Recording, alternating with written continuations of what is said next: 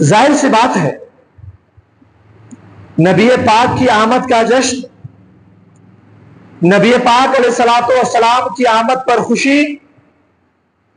یہ ایک ایسا عمل ہے کہ جو عمل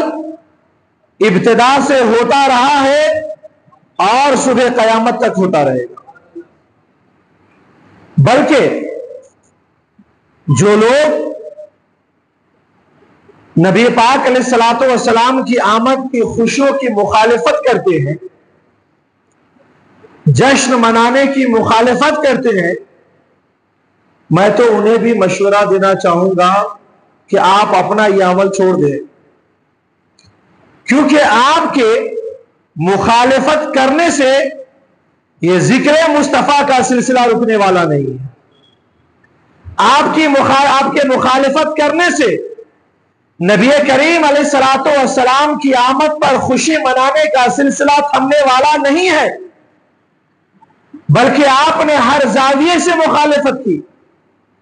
تقریری طور پر بھی مخالفت کی، تحریری طور پر بھی مخالفت کی، عملی طور پر بھی مخالفت کی، مگر دنیا اس بات پر شاہد ہے کہ عشاقان مصطفیٰ مخالفت کی پرواہ کیے بغیر اپنی خوشیوں کا اظہار کرتے رہے ہیں اور الحمدللہ صبح قیامت تک کرتے رہیں گے،